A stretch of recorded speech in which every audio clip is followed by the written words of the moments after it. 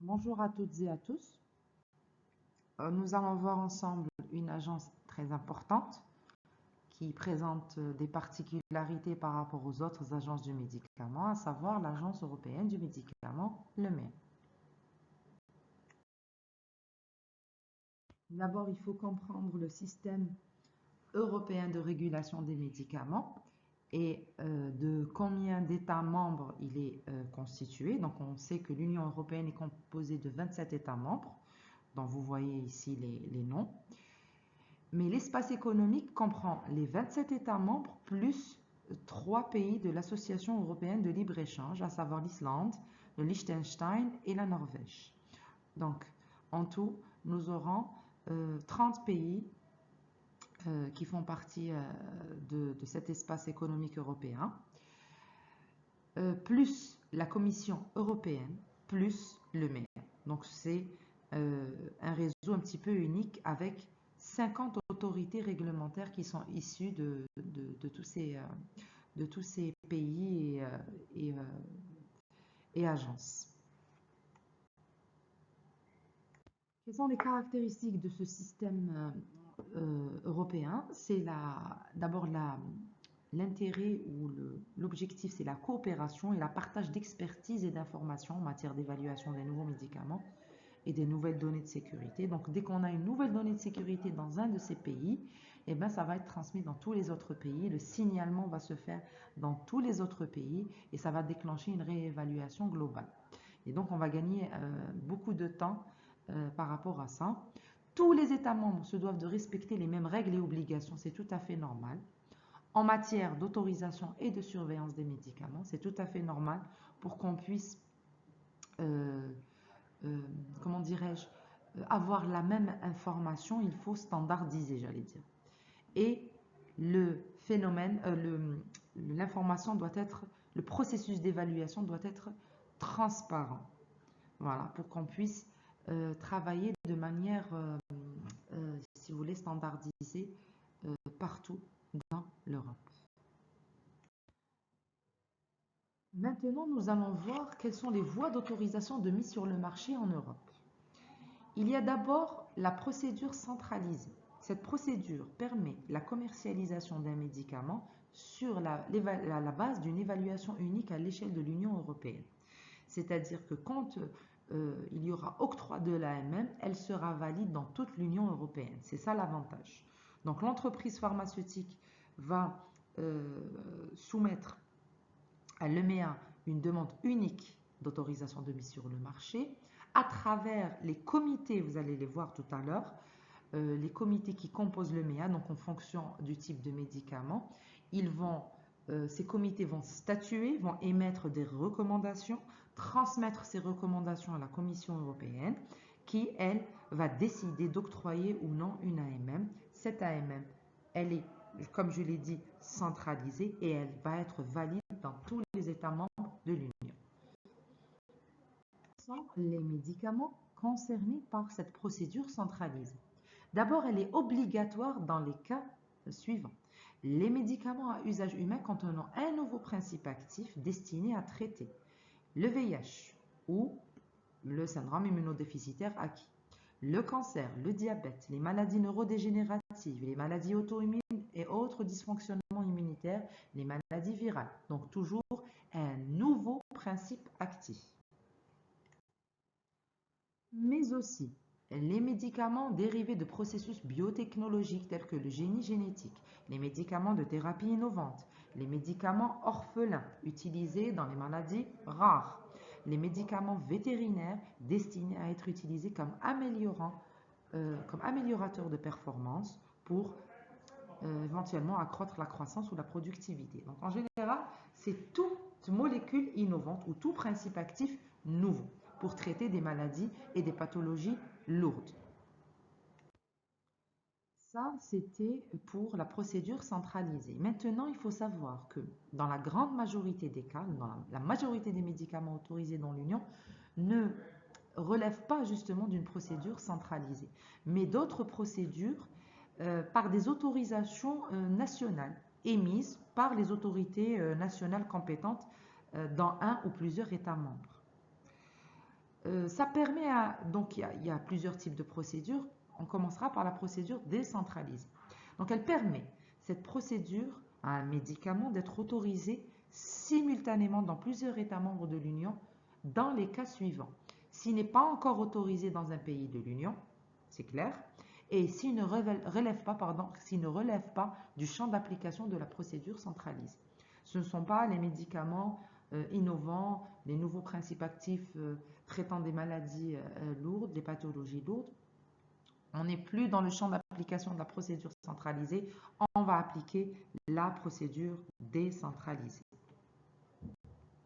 Concernant la procédure de reconnaissance mutuelle, cette dernière permet à un laboratoire, donc à une entreprise pharmaceutique possédant déjà un médicament autorisé dans un État membre de l'Union, de demander la reconnaissance de cette autorisation dans d'autres pays. Donc le médicament est déjà enregistré dans un État et en fait l'entreprise pharmaceutique va demander une reconnaissance mutuelle.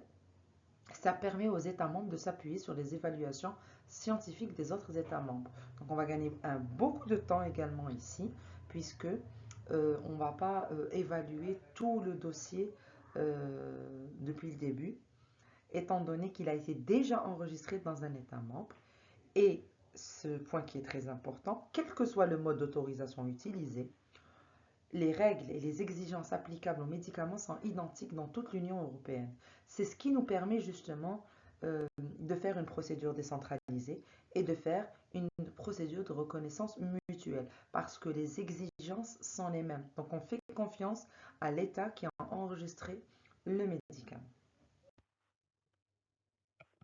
Au final, un rapport public d'évaluation qu'on appelle EPAR et qui est propre à chaque médicament, pour lequel il y a une AMM octroyée ou refusée, bien sûr, après l'évaluation faite par le MEA. Donc il va y avoir un rapport qui sera publié. Ça peut concerner les médicaments à usage humain comme à usage vétérinaire. Ça s'applique également de la même manière pour les médicaments à usage vétérinaire. La Commission européenne joue un rôle très important dans la régulation des médicaments au sein de l'Union européenne. Comment dirais-je, elle prend des décisions finales concernant l'AMM selon une procédure centralisée. Donc elle va octroyer l'AMM, elle va la refuser, elle va la modifier ou la suspendre. Donc la suspension, il faut savoir que c'est toujours temporaire. Elle prend aussi des mesures à l'échelle de l'Union en cas de problème de sécurité constaté pour un produit autorisé à l'échelle nationale. Donc les mesures vont être appliquées au niveau de toute l'Union européenne. Et elle peut agir sur elle peut en fait intervenir par diverses mesures telles que des propositions, les modifications de dispositions législatives, comme la collaboration avec des partenaires internationaux. Donc elle a un rôle quand même prépondérant au sein de l'Union européenne dans la réglementation des médicaments. Maintenant, un mot à propos de l'EMEA. Donc c'est une autorité de régulation des médicaments aussi bien à usage humain qu'à usage vétérinaire. Il ne faut pas oublier aussi le côté vétérinaire, même si nous on doit se focaliser sur les médicaments à usage humain. Elle a été fondée en 1995. Anciennement, on l'appelait EMEA, donc il y avait le E qui était rajouté. Et elle siège actuellement à Amsterdam. Et auparavant, elle siégeait au niveau de Londres, à Londres. Mais depuis le Brexit, il y a eu donc ce transfert. C'est quoi sa mission ou ses missions? Elle est chargée de l'évaluation scientifique, de la surveillance et de la pharmacovigilance des médicaments développés par les entreprises pharmaceutiques en vue de leur utilisation dans l'Union européenne. Donc, quelles sont les missions de l'EMEA? C'est la mission principale, l'évaluation scientifique des médicaments, qu'il s'agisse de médicaments à usage humain ou vétérinaire, en vue de leur utilisation, toujours au sein de l'Union européenne. Donc c'est pour protéger l'Union européenne. Il faut savoir que l'évaluation scientifique va se faire et reposer sur l'évaluation de comités internes qui existent au niveau de l'EMEA, mais l'EMEA peut faire appel à des experts externes. On va le voir après. Son autre mission, c'est faciliter le développement et l'accès à des médicaments, bien sûr, de qualité, efficaces et sûrs. Évaluation des demandes d'AMM, bien évidemment. Surveillance de la sécurité des médicaments tout au long de leur cycle de vie. Donc, ils vont assurer la pharmacovigilance, en fait. Information des professionnels de la santé, bien sûr, et des patients sur les médicaments autorisés.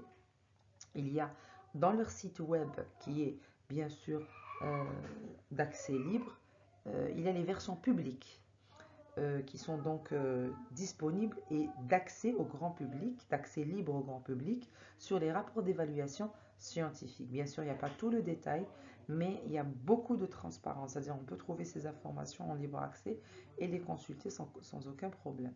Et bien sûr, on ne peut pas parler de réglementation, d'évaluation, sans établir des lignes directrices pour guider aussi bien les développeurs de médicaments que les experts dans leur évaluation et dans leur euh, euh, fabrication, si vous voulez, de produits qui suivent des normes de qualité. Donc, les lignes directrices sont des lignes, ce sont des recommandations générales, des orientations, ce ne sont pas des obligations, mais ce sont des orientations que très souvent les laboratoires pharmaceutiques suivent, même si elles ne sont pas détaillées. Elle peut aussi aider les entreprises pharmaceutiques pour développer leurs produits, donc elle peut émettre des avis scientifiques. Par exemple, pour les produits innovants, il y a ce qu'on appelle Innovation Task Force qui va s'occuper justement de l'évaluation de ce type de produit et d'émettre des avis scientifiques, c'est-à-dire que les laboratoires vont vont demander des avis à cette Innovation Task Force. Mise en place aussi et gestion d'une banque de données européenne d'inspection, c'est l'EDRA GMDP qui donne une vue d'ensemble sur le statut des fabricants de médicaments, des fabricants de substances actives, les licences de fabrication et d'importation. Voici donc l'interface de la base de données européenne, donc qui contient des informations très intéressantes, qui est d'accès quand même limité. Il n'y a pas toutes les données. Par exemple, vous avez les certificats de bonnes pratiques de fabrication, donc les GMP, vous avez des autorisations d'importation et de fabrication, etc.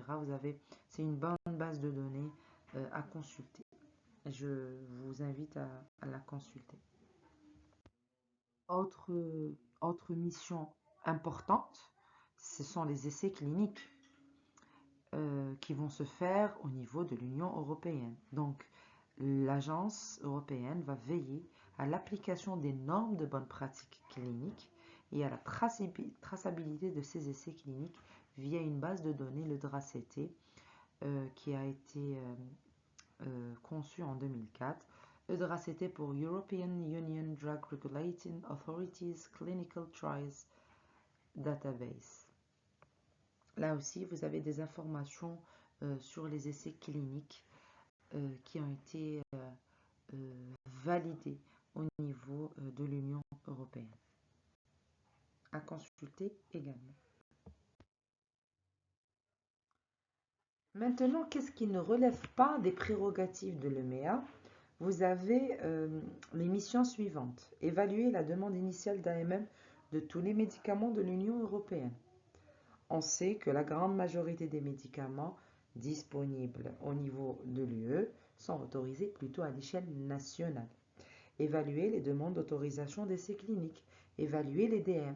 Ça relève plutôt des autorités compétentes nationales. Donc c'est au niveau des États membres. Développer des médicaments. Autant l'EMEA donne son avis scientifique sur le développement des produits pharmaceutiques, autant elle ne va pas développer elle-même ces médicaments. Prendre des décisions relatives au prix et au remboursement des médicaments. Contrôler la publicité relative aux médicaments en vente libre dans l'Union européenne. Contrôler, octroyer des brevets pharmaceutiques. Ça, c'est l'apanage d'autres institutions. Élaborer des lignes directrices relatives au traitement. Non, ce n'est pas des prérogatives de l'EMEA, c'est plutôt des lignes directrices en rapport avec la fabrication et le contrôle qualité de ces médicaments. Le traitement, c'est plutôt euh, rédigé par des comités des comités cliniques faisant appel à des cliniciens. Élaborer des lois relatives aux médicaments ou encore délivrer des AN. De quoi est composé l'EMEA? Donc, je vous avais dit qu'il y avait des comités. Il y a 7 comités scientifiques. Le comité des médicaments à usage humain, on va en parler, c'est le CHMP. Le comité pour l'évaluation des risques en matière de pharmacovigilance, on a parlé de surveillance des médicaments tout au long de la vie de ce médicament, c'est le PRAC. Comité des médicaments à usage vétérinaire, comité des médicaments orphelins, comité pédiatrique, comité des médicaments à base de plantes et comité des thérapies innovantes. Les, et ce n'est pas tout. Les comités ne sont pas seuls. Il existe aussi des experts membres, je l'ai dit, soit de groupes de travail, des groupes consultatifs scientifiques ou des groupes consultatifs ad hoc. Vous avez les experts membres des équipes nationales chargées de l'évaluation des médicaments. Vous avez des professionnels de la santé et vous avez quelque chose, des éléments, des composants très très importants, des acteurs très importants dans, euh, dans ce système-là, dans ce processus euh, de régulation des médicaments, ce sont les patients. Ils ont un rôle prépondérant également ici. Commençons d'abord par le CHMP. C'est un comité mensuel d'experts pour l'évaluation des demandes d'AMM et pour la sécurité des médicaments autorisés selon les recommandations du PRAC ou suivant les recommandations du PRAC.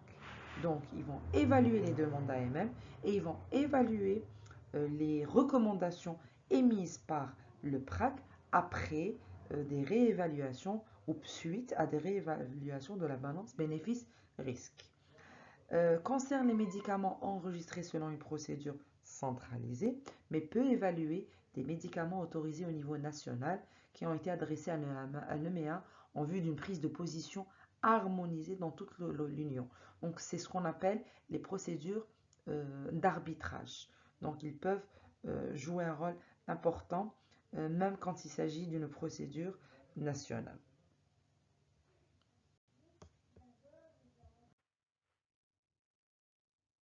De quoi est composé ce comité? D'un membre et d'un suppléant, soutenu par une équipe d'examinateurs des agences nationales. Donc il y a toute une équipe d'examinateurs de chaque État membre de l'Union européenne, ainsi que de l'Islande, du Liechtenstein et de la Norvège. Donc ils ne font pas partie de l'Union européenne.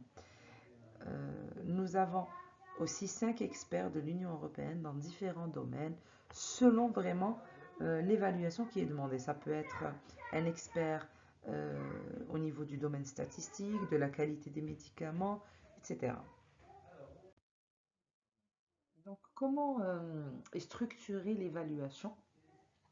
D'abord, le CHMP va désigner 2 coordinateurs, un rapporteur et un co-rapporteur de pays différents. Chacun de ce rapport, donc ce rapporteur et ce co-rapporteur vont chacun constituer une équipe d'examinateurs, en général faisant partie de leurs agences nationales respectives, bien sûr, selon le champ d'application ou le champ d'expertise demandé. Et ça peut être aussi des examinateurs issus d'agences différentes. Le CHMP peut aussi faire intervenir et désigner ce qu'on appelle des évaluateurs pairs qui vont voir comment les deux évaluations, celle du rapporteur et de son équipe et celle du co-rapporteur et de son équipe, ont été faites. Ils vont essayer de voir si l'argumentation est logique et cohérente que l'évaluation est faite de manière saine. Donc, il va y avoir un débat qui va se faire avec toute cette équipe et aussi avec les autres membres du CHMP pour à la fin aboutir à un avis, à formuler un avis et des questions. Ces questions vont être adressées aux demandeurs de l'avis ou de l'évaluation scientifique ou le demandeur de, euh, l'entreprise pharmaceutique c'est elle qui est le demandeur. Et à la fin, le CHMP va formuler, donc suite aux réponses aux questions, il va y avoir formulation d'un avis qui sera l'avis global du CHMP, si vous voulez. Quels sont les autres intervenants potentiels? Ce sont les groupes de travail spécialisés dans un domaine. Donc, ça dépendra vraiment du type d'évaluation. Est-ce que ça parle d'évaluation de la qualité, de la sécurité, une évaluation statistique? Et on va faire appel à des groupes de travail qui sont experts dans le domaine. Et aussi, je vous l'ai dit, des experts externes constitués de professionnels de santé et de patients via les groupes consultatifs scientifiques, les groupes d'experts ad hoc. Donc, ils vont faire partie de ces groupes-là. Je vous donne à titre d'exemple, en 2018, le CHMP a vu la participation à l'évaluation d'un médicament environ innovant, donc environ d'un médicament innovant sur 4. C'est quand même un chiffre assez respectable. Les recommandations finales du CHMP feront l'objet d'un vote formel. Donc soit il y a dans le meilleur des mondes, dans le meilleur scénario, le CHMP va arriver à un consensus et va recommander à l'unanimité soit l'octroi ou le refus d'un qu'il va adresser bien sûr à la Commission européenne. Maintenant, si on ne peut pas atteindre le consensus, eh bien la recommandation finale du comité va refléter l'avis de la majorité. Donc la majorité des avis va être pris en considération.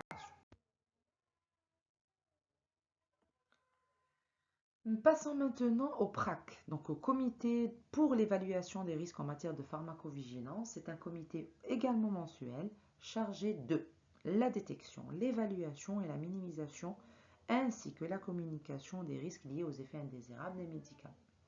Évaluation des mesures de suivi et de gestion des risques liés à l'utilisation des médicaments. Donc il y a un suivi qui va se faire. Et évaluation des études d'innocuité post-commercialisation et élaboration d'un planning d'audit relatif à la pharmacovigilance. Ce planning devra être bien évidemment respecté. Le PRAC est composé de représentants des États membres, d'experts nommés par la Commission européenne et de représentants, encore une fois, de professionnels de la santé et de l'association de patients. C'est vraiment tout est fait pour travailler et évaluer dans la transparence la plus totale. Et chaque voix est importante. L'expert donne son avis, le professionnel de santé donne son avis concernant la pathologie, la thérapeutique, et le patient va donner son avis sur la pathologie qu'il est en train de vivre, son ressenti par rapport à la pathologie et l'importance du médicament au sein de l'arsenal thérapeutique qu'il a devant lui pour traiter sa pathologie. Donc, comment se fait le travail d'évaluation? Donc, dès qu'il y a un signal dans un des États membres, une notification de signaux, hein, généralement ce n'est pas un seul signal, c'est plusieurs signaux d'alerte, et ben, le MEA va déclencher ce qu'on appelle une réévaluation de la balance bénéfice-risque. Pour rappel, déjà, lors du développement d'un médicament, on évalue la balance bénéfice-risque et on l'évalue constamment tout au long des étapes de développement d'un médicament. Ensuite, après post-commercialisation, donc lors de la post-commercialisation, on parlera de réévaluation. Donc il y aura une réévaluation de la balance bénéfice-risque concernant un risque en particulier. Il va y avoir une évaluation. Le PRAC ou les experts du PRAC, toute l'équipe va émettre des avis et formuler des questions à l'adresse des entreprises pharmaceutiques qui fabriquent le médicament. Donc, ça peut être un laboratoire ou tous les labos s'il s'agit d'une substance active. Et après les réponses, donc ils auront un temps de réponse. Et ensuite, le PRAC va émettre des recommandations. Ensuite, ça va être soit le CHMP, on l'a vu, soit le CMDH, on va le voir après, qui vont, suite aux recommandations du PRAC, émettre les opinions ou les avis, comme on l'a vu juste avant. Et c'est la Commission européenne qui va prendre sa décision finale. Quels sont les autres comités importants? Les avis, ils sont au nombre de 7. Là, je vous cite le comité des médicaments orphelins. C'est le comité qui a pour mission d'examiner les demandes de désignation déposées par des personnes physiques ou morales souhaitant développer des médicaments destinés à la prévention, diagnostic ou traitement des maladies rares pouvant mettre la vie des patients en danger. C'est quoi une maladie rare? Pour rappel, c'est toute maladie qui affecte moins de 5 personnes sur 10 000 dans l'Union européenne. Donc ça, c'est une définition européenne, j'allais dire. La Commission européenne décide d'accorder ou non donc une désignation orpheline aux médicaments sur la base de l'avis de ce comité, ce qui va inciter, donc il y aura en fait des incitations derrière tout ça de l'Union européenne en termes de frais qui seront réduits et de protection contre la concurrence. Donc il sera protégé du fait qu'il traite une maladie rare. Le comité des médicaments orphelins va également rédiger des lignes directrices et développer des politiques à l'échelle de l'Union européenne. Passons maintenant au comité des médicaments pédiatriques qui est chargé entre autres de l'évaluation de ce qu'on appelle les PIPS ou les PIP. C'est les plans d'investigation pédiatrique qui encadrent en fait des programmes de développement en qualité préclinique et clinique des médicaments destinés à la population pédiatrique, c'est-à-dire de la naissance jusqu'à l'âge de 17 ans. Il va aussi évaluer les dérogations et les rapports de développement en pédiatrie. Ce plan est obligatoire avant toute demande d'AMM, qu'elle soit nationale ou européenne, avant toute demande de modification d'AMM nouvelle par rapport aux indications à la forme pharmaceutique, aux voies d'administration de spécialités déjà autorisées mais protégées par un brevet par exemple, lors d'une demande d'un Pediatric Use Marketing Authorization, c'est le PUMA, pour un usage pédiatrique exclusif en termes d'indication, de dosage, forme ou voie d'administration plus appropriée. Donc c'est vraiment un usage exclusif. Donc, usage pédiatrique exclusif pour d'anciens médicaments non protégés pour répondre à des besoins pédiatriques. À partir de là, il y a des mesures incitatives si la conformité s'il y a conformité de réalisation de ces études selon le PIP. S'il n'y a pas conformité, ces mesures-là ne seront pas faites. Le comité des thérapies innovantes, maintenant, est un comité mensuel qui évalue la qualité, la sécurité et l'efficacité des médicaments de thérapie innovante dans le cadre d'une procédure centralisée. Il soumet des avis au CHMP pour approbation finale, donc il a cette possibilité. Il émet des avis sur la classification de ces médicaments, participe à la certification des données qualité et non cliniques pour les entreprises développant ces médicaments, contribue aux avis scientifiques. Quand je dis thérapie innovante, j'entends par là les thérapies cellulaires, les thérapies géniques, etc. Nous passons maintenant au comité des médicaments à base de plantes. Il a pour mission de favoriser l'harmonisation de l'enregistrement et de l'autorisation des médicaments à base de plantes, l'établissement des monographies communautaires de plantes médicinales et établir la liste communautaire des préparations et substances à base de plantes. Donc vous voyez qu'au niveau de l'agence européenne, c'est très riche et chaque comité a des missions bien particulières et des prérogatives bien particulières. Vraiment, on a bien décortiqué un petit peu le plus gros des produits pharmaceutiques. Euh, voilà, donc au sein de différents comités. Donc on a parlé des comités, donc qui sont de plus grande envergure, mais il y a aussi les groupes de travail. Il y a la SAWP pour la Scientific Advice Working Party, c'est un groupe de travail du CHMP chargé de fournir des avis scientifiques sur des développements de médicaments ou des techniques d'investigation. Le CMDH, on avait vu tout à l'heure que soit les recommandations du PRAC étaient évaluées par le CHMP, il y a aussi un autre groupe de travail, ce n'est pas un comité, c'est un groupe de travail, un groupe plus précisément de coordination des procédures de reconnaissance mutuelle et décentralisée, c'est le fameux CMDH, qui examine des questions relatives à l'AMM des médicaments dans plusieurs États membres, conformément à la procédure donc de reconnaissance mutuelle ou décentralisée. Donc le CHMP, c'est pour les procédures centralisées, le CMDH, c'est un groupe de travail et non pas un comité pour tout ce qui est procédure mutuelle ou décentralisée. Voilà, on vous a un petit peu présenté l'organigramme, l'organisation de l'EMEA avec les comités et les grandes lignes et les grandes missions de ces comités, tous ayant un rôle dans la régulation des médicaments dans l'Union européenne. Je répète, ce qui est particulier de cette EMEA, de cette agence, c'est le fait qu'elle centralise un petit peu tout ce qui se fait au niveau de l'Union européenne. Je pense qu'au niveau de l'agence africaine, on essaye de verser dans ce sens pour que on ne fasse pas un double travail, puisque toutes les exigences sont les mêmes au sein des différents États membres. Donc pourquoi ne pas émettre des avis uniques? On gagnera du temps, de l'argent et bien sûr pour une meilleure sécurité de tous les habitants de l'Union européenne. Voilà, je vous remercie. Je vous suggère